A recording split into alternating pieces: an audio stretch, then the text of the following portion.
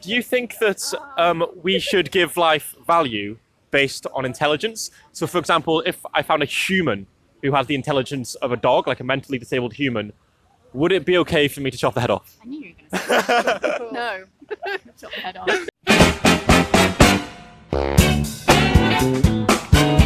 So, do you think that during Christmas we should all be entitled to do what we enjoy and spend time with the people we love? Yeah, of course. I think that's what Christmas is for. I think it's a good thing to have one time in the year where you can say, okay, everyone is entitled to spend time with their loved ones or whoever they wish to spend it with, you know? Do you think... This is my mate. Hi, Jack. Yeah. I'm doing a street interview. You're welcome to join if you want. Oh. So your friend is saying that Christmas time should be, everyone should have the right to do what they enjoy, spend time with their loved ones. Yeah. So my next question is, do you think that right should be extended to all people, regardless of things like gender, race, sexual orientation? Yes. Yeah. Cool. Uh-huh. Yeah, absolutely. Let's think even broader than that then, and extend that to other animals, maybe animals we don't see, like farmed animals. Should we extend that privilege to them as well? Yes. Yeah. Do you think we do? No. Of course we don't. Like, we really don't. Why do you think that is? I think a lot of people, when they don't see something, they can be really easily desensitized to it, basically. Yeah, I think it would be a very different sort of story if we were told to, or no, if we had to go out and kill our own meals. Should we extend that right to them as well? I think we should. Yeah, I don't see why not. Do you think we do? No, I don't think so. Why don't we? I think a lot of the food production, maybe, you know, have something to say in that. We take away, you know, the carbs from their mothers and so on really early. So, yeah. Yeah. Do you see a moral issue with doing that? Of course I do. I don't think you can, you know, that you have the right to do that.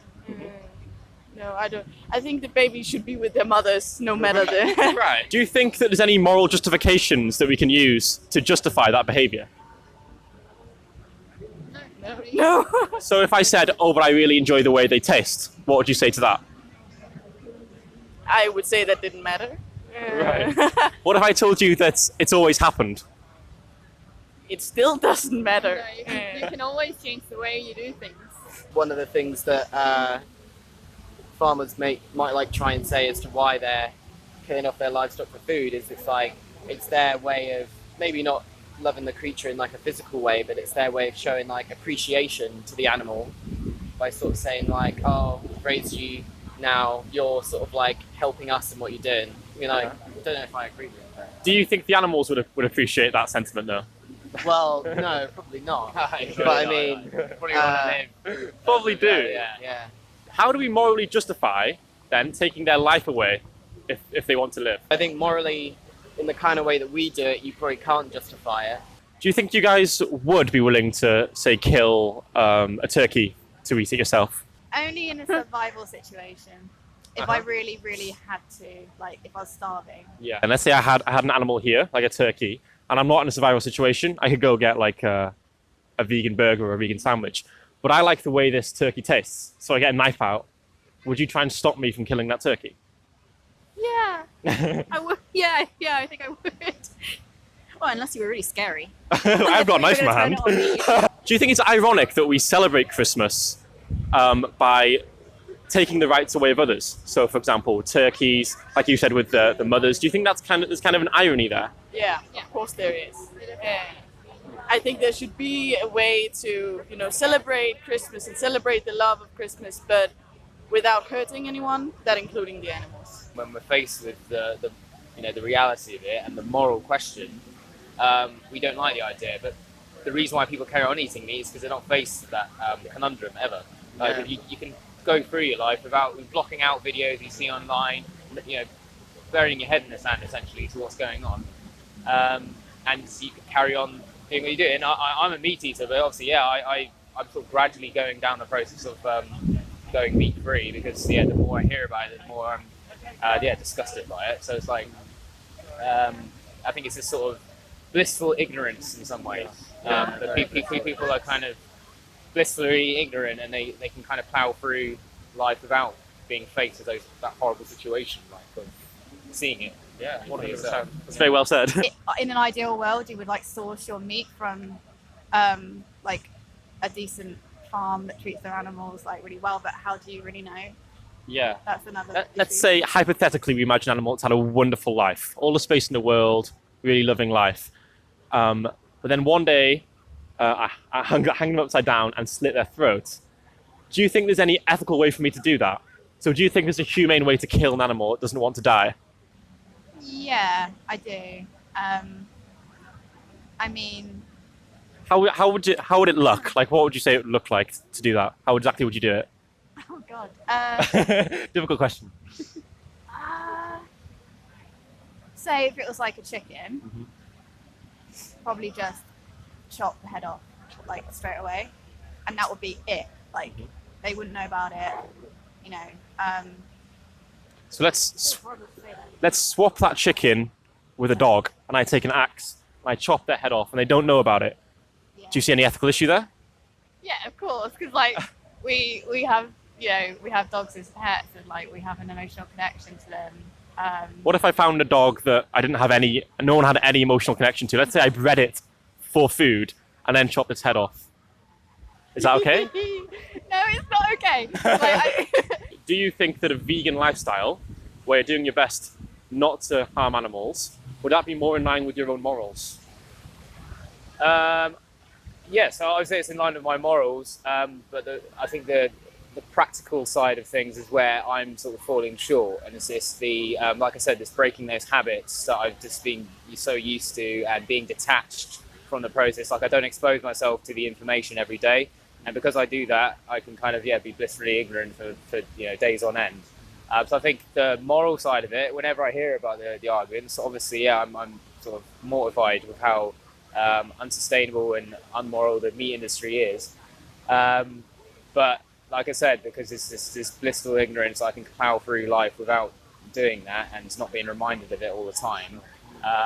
That's what stopped me, I suppose, from being fully vegan. But I mean, like I said, it's something which I do think about more and more, and gradually, when I sort of get better at cooking, maybe, and I'll eventually get there. Yeah. There's that thing of intelligence, isn't it? Like, Exactly. Yeah. but then I think that's also bullshit. Because cows are really intelligent. Pigs are some of the smartest animals ever. So like, Do you think that we should give life value based on intelligence? So, for example, if I found a human who had the intelligence of a dog, like a mentally disabled human, would it be okay for me to chop the head off? I knew you were going to say that. No, chop the head off. So you don't base your moral value on intelligence then? well, look. No. But where's the line? Because like spider, dog. You're not going to Amoeba. feel the same guilt about killing a spider as you're going to feel about killing a. I mean, some people might, Sure. but I don't think most people would. So like, where is that line of like, when you start caring about an animal? Where is that? Yeah. For me, I would say it's based on sentience. So a dog has more sentience than a spider, but a spider does have some level of sentience. Yeah. So I wouldn't necessarily want to hurt the spider either. No. How about you? Is it more in line with your morals? Yeah, definitely. But I think as well, it's just like I'd say probably also one of the things that holds me back from it is like just like being a creature of habit. So it's like when you go to a shop. So it's like, I feel like if say like I had 3 local shops and all of them, or even just one of them, was like a completely vegan shop.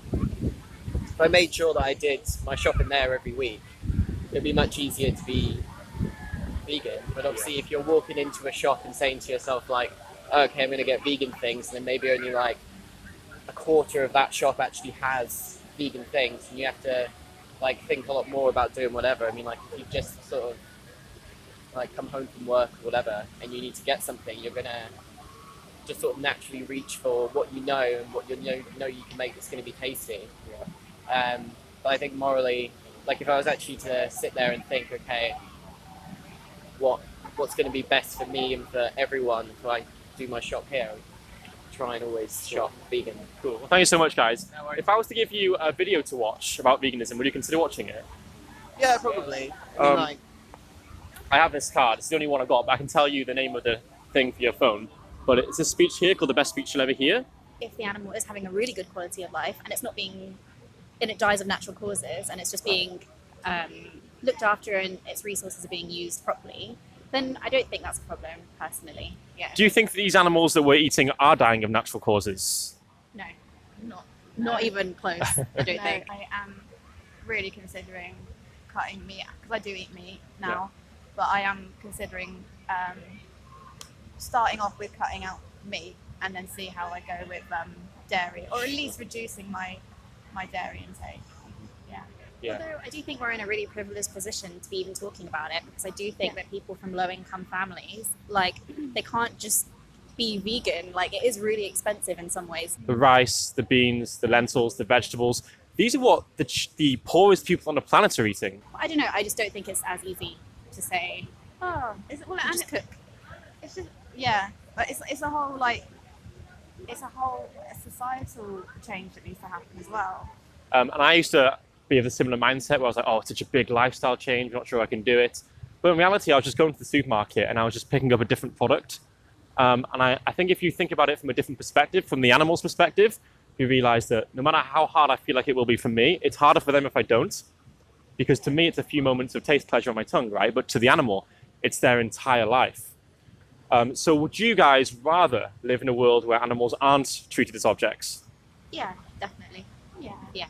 So in that sense, would you say that a vegan lifestyle, would that be more in line with your own morals? Yeah, I felt like if I could find a way to really live a vegan life, I would be much happier with my soul. But yeah. How about you?